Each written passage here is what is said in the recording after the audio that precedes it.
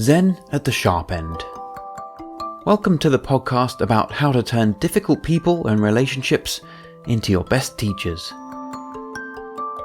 I'm Mark Westmackett, a Zen Buddhist teacher, mindfulness teacher, and ex-professional astronomer. This is a podcast to go along with my latest book, Zen and the Art of Dealing with Difficult People, which is out now and available to order in all the usual places. In each episode, we'll be exploring different varieties of people, relationships, and situations that we find irritating, difficult, or painful. Together with a number of Zen friends, I'll be discussing how the practices of Buddhism and mindfulness can help us see our difficult people as troublesome Buddhas, our greatest teachers. This podcast is sponsored by Zen Minded, an online lifestyle store offering you the very best in Japanese craft, incense, and other Zen-inspired home goods. Check it out at www.zenminded.uk. So welcome, Jon. Thank you so much for being willing to join us today. So maybe if we could start off, if you just talk a little bit about, how you first came across Zen and also what's your experience been of practicing Zen? Yeah, hi, Mark. I guess like a lot of people, I had ideas about Zen before I properly connected with it. I do have, and I've had for many years, a love of all things Japanese. And I used to work for a Japanese company and spend a lot of time in Tokyo. And kind of like a concept of Zen has always interested me to a certain extent. But I guess like a lot of people, for me, Zen meant something like being calm, being Zen. And you have that sort of temple image and maybe, the gravel garden and doing things mindfully, So some of that is sort of, I think probably you realize some of it is still true when you start digging a bit deeper, but you're probably, a bit of a narrow focus on what Zen might be there. And then so I got to the point where I felt like I wanted a big life change, mainly to do with work pressures, kind of toxicity at work, feeling like there was a better way, to be. And so that's when I started looking into yoga training. And I found various options, and I had a yoga teacher at the time who sort of questioned, what I was looking at. So I went away and did a bit more research, and that's when I found Zenways. And all of a sudden, that really clicked with me because I had this love of things Japanese, and I was very interested in the idea of Zen, and I could do it connected with the yoga training. So that was my first connection with Zen. I'd been meditating before that. That was my first connection with Zen, was when you and I did the yoga teacher training some years ago, good few years ago now.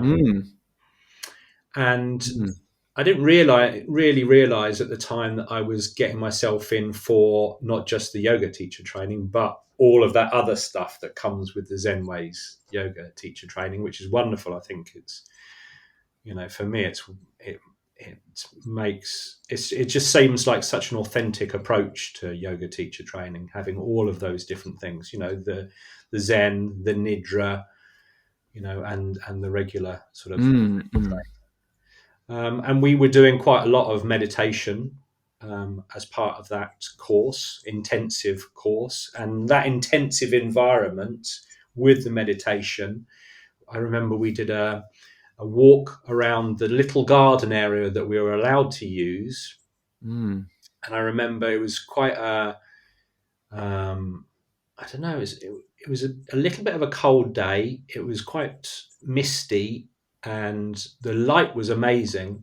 And I remember walking around the little garden and looking at everything in a completely different way, seeing drops of dew or something like that on on leaves and on spider webs Yeah. and stuff like that. And everything seemed suddenly to become very much more vivid. Mm. And at one point, we walked past a little pond, and I think it was a crane or something like that, flew up suddenly, took off. And it was almost like, a scripted moment from a film or something, kind of all these things happen at once. And it felt like, wow, what's going on here? Mm. Mm. And so I then went away and I did other things, and I continued with the meditation, but I got more and more interested in that rather than the yoga side of things. And there's so many things that connected with me in terms of where I was in life and what I was looking for, and my desire to get involved in something like this, but without a religious background, because I'm really not a religious Mm. God type person. Mm. I don't believe in that kind of, that big thing telling you what to do, etc. Mm. Mm. Mm. Yeah, and so then I started to come back more to Zenways, and I then took the Insight course while I was in South Africa, and again that had a big impact. And then when I came back, I was getting more involved. I started doing the training with Daizan, and then took the breakthrough retreats, not knowing what to expect at all, and had my next moment, which was like that walking around the garden, Yeah. that, that real connection without a lens, Yeah. sort of, direct feeling like you're really part of something. Yeah, so that's my, and then up until now, I've obviously done lots of training with Daizan and Zenways, and I now teach, and we teach together, which is good fun as well. Yeah, that's right. We're teaching the Insight course, which is Yeah, together. That's right. Yeah. I always enjoy those very much. Yeah. Yeah. Yeah, so and now I'm actually doing all of that sort of stuff alongside. I've gone back to work as in brand management for video games. So I'm doing. I was doing consultancy. Now I've gone back to doing that full time, and I'm trying to juggle the two, but trying to use my training, in a work situation, and try to help other people if I can whilst I'm at work as well. Mm. Mm. Mm. Mm. And the sort of idea of a troublesome Buddha. I mean, are you aware of the first time you came across that, or do you remember when you heard of that phrase, or sort of got that concept?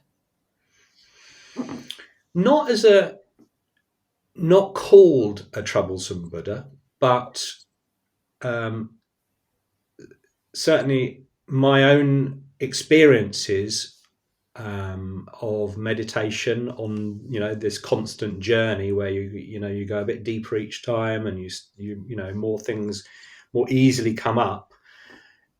That has been a theme that I've noticed for quite a long time, as in there you connect with people and situations, but you connect with people, and you notice how you react. You notice Mm. the impact it has going both ways, and then you notice how you can learn from it. Mm. And so I guess that's been a theme for quite a long time. And obviously it's much more obvious, with some situations than others. And it also seems to be very, much more obvious when you're dealing with very personal relationships, Right. particularly families. For me, I mean, that's where I have found this to be most the case. Mm. Mm. Yeah. Mm. So, I mean, would you be willing to maybe describe a few of your troublesome Buddhas and, the situation and what you've kind of learned from that? Yeah. Um, so, yeah, I mean, there's been a few of them cropping up recently, that's for sure. And some of them don't really exist anymore, and they're kind of like those kind of ghosting things from the past, where Ah. you know where you think that person was a troublesome Buddha, and they're still presenting themselves when I'm sat, and there's something that comes up that relates back to that person. Oh, and you're not actually in contact with them anymore. Yeah, Yeah. And particularly that would have been around work situations, and So a person can be troublesome way beyond mm, the sort of direct relationship you have with them. Absolutely, it's true. Yeah, yeah, beyond the grave sometimes, yeah. Right. literally beyond the grave. Literally, yeah, yeah, yeah. Recently, I mean, something that's been going on for a long time for me has been the family dynamic, which is we have a typical family relationship, I guess, which is quite dysfunctional, with different types of troublesome Buddhas within that. There's a very obvious one between my mum and my sister, because my sister has got a lot of troubles in life, and we try and sort those out. But there's many layers to that scenario. And also recently, my dad died fairly recently, back in I think it was May, something like that. It was actually around the same time Shinzan died. Yeah, May. That's right. Yeah. Okay. And actually, that hasn't presented any problems, but the wife that he leaves behind presented loads of troublesome Buddha sort of opportunities, let's say. Yeah. Yeah. So those are very, those are the kind of have been the big ones recently for me, I guess. Yeah. So I mean, I could go into a bit more detail if Yeah, I that's. mean, I'd be really interested to know a little bit more about the sort of process. Someone appears very difficult. How do we approach, or how have you approached that? And what are the things that have come up along the way that you've, I don't know, learned or figured out or come to terms with? I would guess for me, the biggest learning in both cases was you just you should just give up on trying to make it perfect. That there's a kind of struggle, on each side, and you try and solve it. You try and solve the things that are happening, but at a certain stage, you have to realize that there's a whole nother entity there, that you're interacting with, and for whatever reason, they exist in exactly the same way that you do. And you can't get into their minds and fix them and change them and all the rest of it, even if your perception or your perspective is this is completely wrong. I understand why this is happening. It's wrong. Change. I need to change you, sort of scenario. So in the case of my sister, has a drug and alcohol, quite severe addiction, has lost her kids. And the family is always trying to fix that. And I've tried to help by coming in with a clear, more of a clear, open, listening sort of approach to still try and solve it, and to try and provide a bit of guidance. But at a certain stage with that situation, I could say certain things, I could try and do certain things, but I have to leave them at a certain point, because that person then has to do the work themselves. So the stepping back for me is a really important part of that process. And it's a part of the process that other members of the family can't do. And when it then becomes part of the problem. You can see it becomes part of the problem, where that keep trying to go into it to try and solve it, rather than step back and allow that person to, you have to be brutal sometimes. You can think of it as being brutal. I don't, but you have to say, well, if that's the path that they are going to choose to take, then that is the path. I mean, it's sad, because a lot of people don't think that they are choosing a path, and they think that they are forced into it by Right. other factors. And I think, when you've been meditating and you've been particularly using Zen techniques, you really start to realize that actually that isn't the case, and that we are moment by moment, we make choices no matter what. Mm. We are, I like to when, this is questioned, I like to think of someone who apparently has no choices and yet they still do have choices. So, for example, someone in prison, Mm. even when you're locked down and you've been having lots of your rights taken away, that person who's ended up in that situation for all these different reasons that they would have been part of in some way, right or wrong, even when they're incarcerated, still have the opportunity to you know go multiple directions from there. Sure. Improve, get worse, do nothing, whatever, Mm. take control, disown, whatever it is. Mm. But going back to this situation with these troublesome Buddhas in my family, um,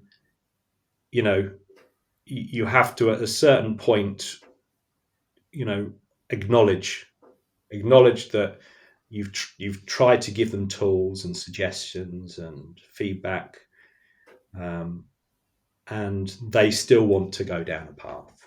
Mm. It is And not so, my right to stop them going down that path. I mean, so as you say, like many people out there don't see that view.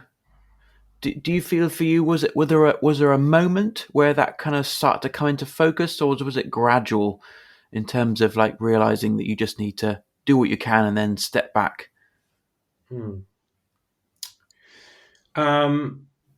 It was very clear to me when I got involved that what had happened in the past had not worked.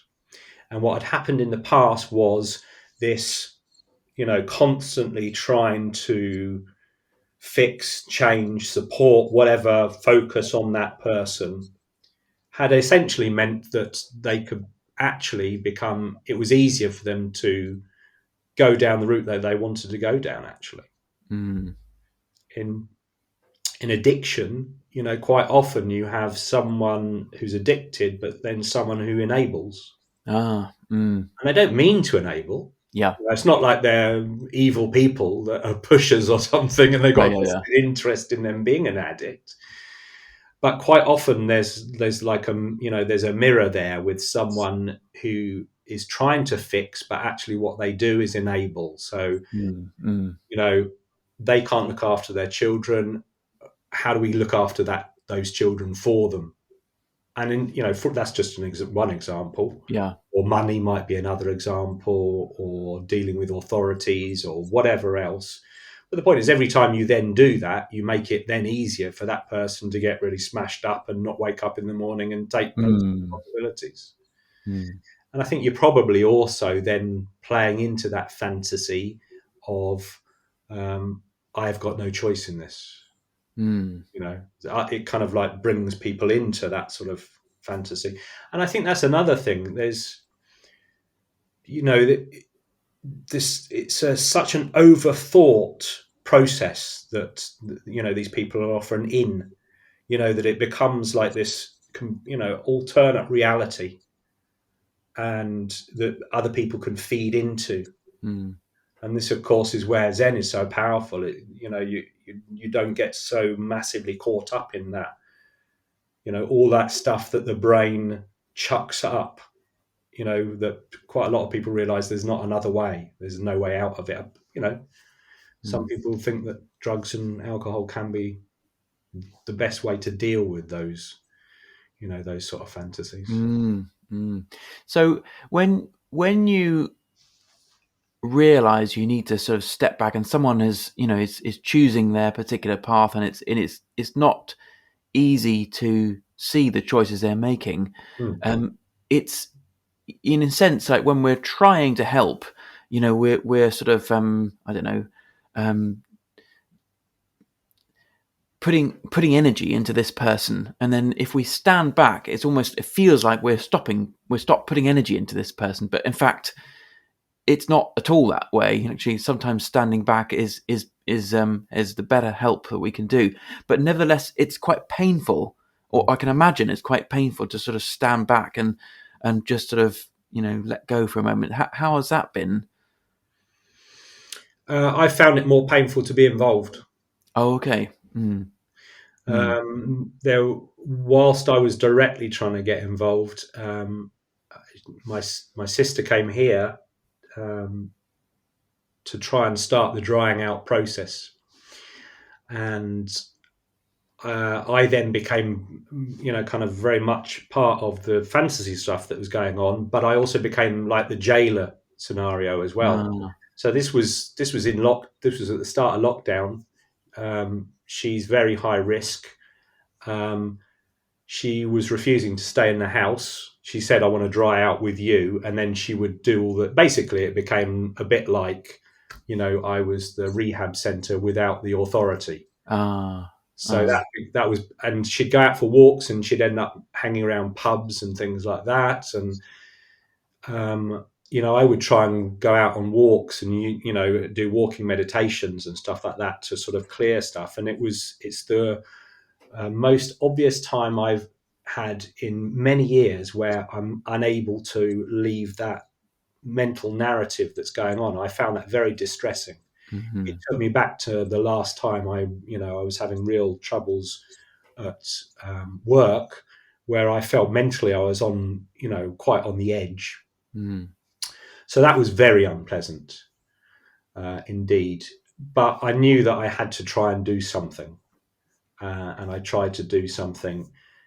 And so the stepping back part, actually, that part of it felt like a great weight, off me. I mean, that's probably, to some people that might sound, selfish. But honestly, that's what I felt. Mm.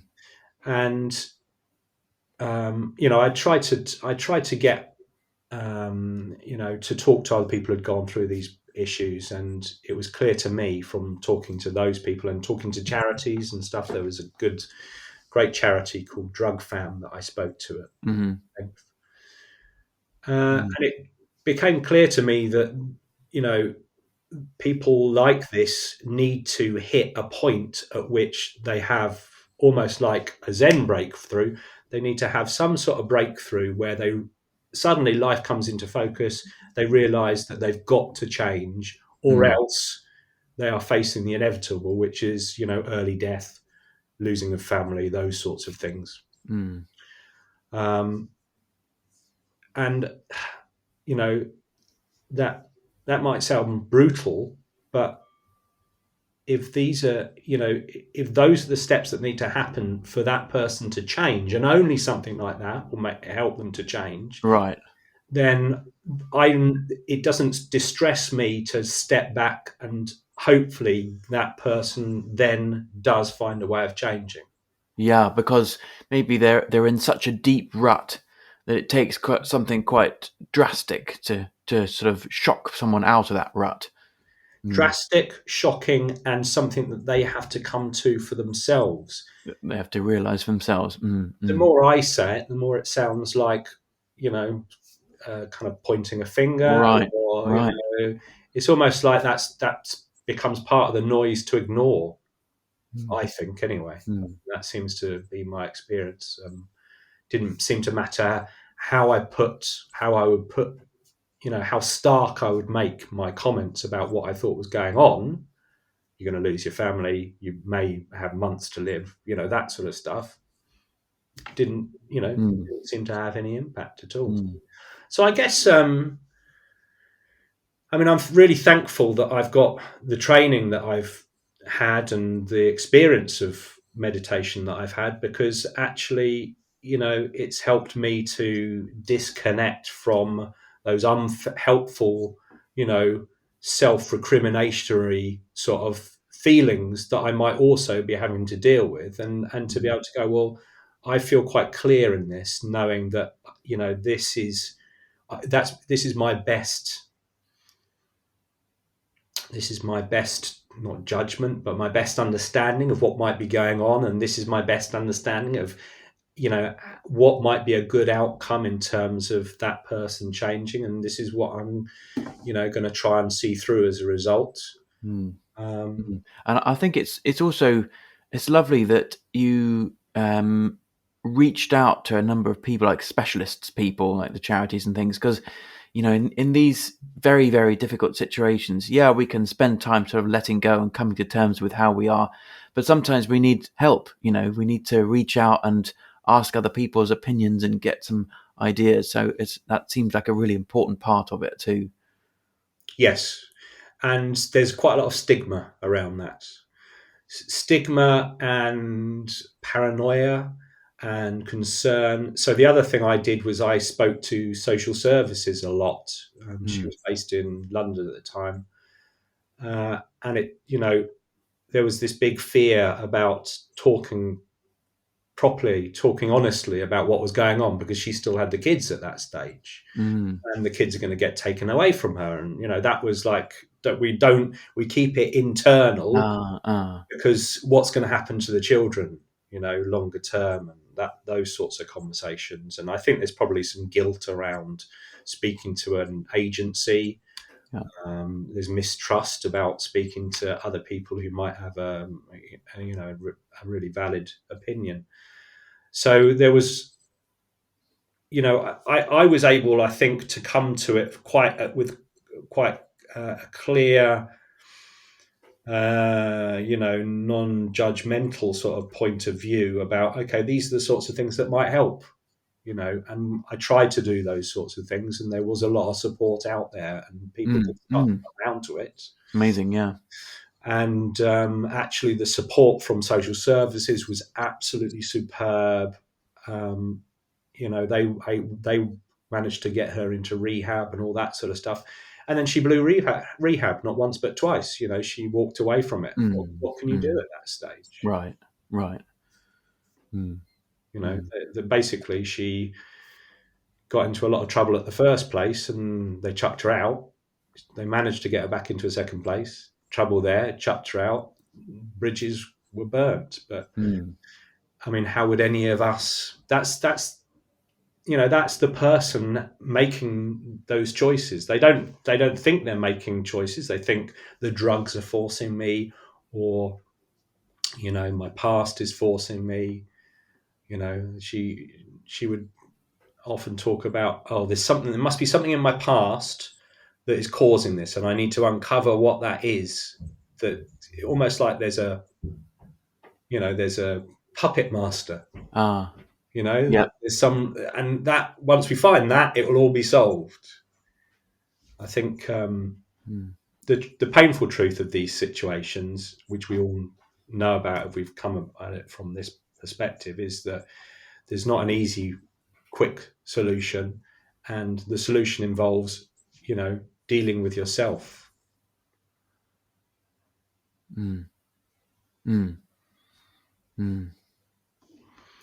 So yeah, that's ongoing. I'm glad to say it's ongoing, because frankly, I'm surprised she's even still with us after what's happened to her fairly recently in terms of hospitalization, violence from other people, all kinds of trauma, and all sorts of other things. Well, it seems to me like if whatever we can do to keep those lines of communication open, even if it's just a tiny thread of a line of communication, as long as it's still going, then we still have contact. We still have, it's not all is not lost. Yeah, and she will phone me about a problem and ask for my opinions and my guidance, because she's realised I'm quite no nonsense. She's probably already known that from many years, but she kind of gets it straight from me, sort of thing. Yeah. And she does reach out, and she does ask me for opinions and all the rest of it. And it takes me quite a long time to sort of work through things with her, because she's very muddle-headed, because years of abuse, most of her life of abuse, it really starts to, chemically alter the balance of the brain. But then she ignores it most of the time afterwards anyway. So I try and I do what I can. I give the time in those conversations. I try and do it in a way that's, no nonsense, but also clear, and also not trying to poke a finger, not trying Yeah. to judge. Yeah. And it's still, I'm honest about it. It still goes nowhere. Yeah. Gosh, But that then must that's be part of the frustrating, isn't it? well. But that's then part of that's my learning, isn't it? This is the two-way street of these situations. Is that I accept that. I come to terms with that's how it is. Mm. Mm. Um, so yeah, and you take what you can from it, and I guess that's the point of these troublesome Buddhas, isn't it? That's it. You might not be able to fix that person, but who am I dealing with here? And it's me, and you know I can then use it to influence the way I want to be and the way I want to operate and the way and it's usually very practical stuff as well. Mm. Mm. Mm.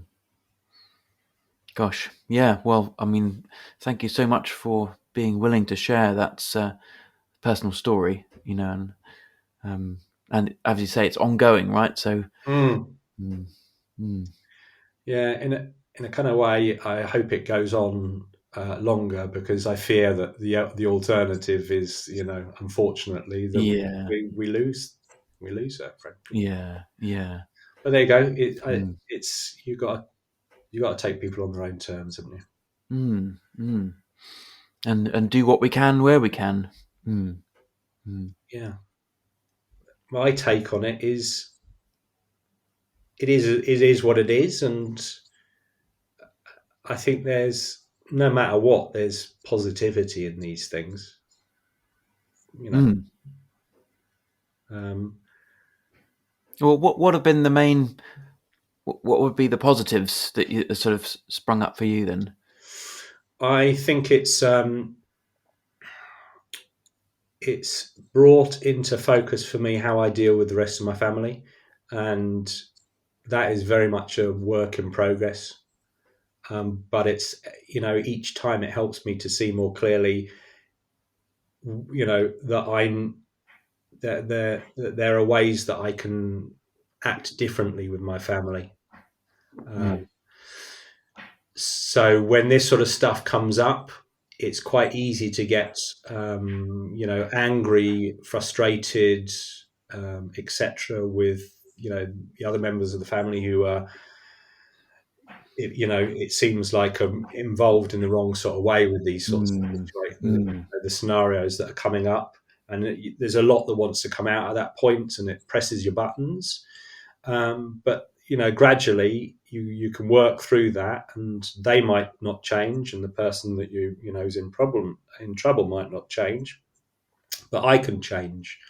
The way I am with my family members, not just over this situation, but realizing that I could probably be more insightful, careful, caring, understanding, calmer, all of those Yeah, sorts of things, yeah. because all this stuff has been brought very sharply into focus with this other Mm, scenario. So mm.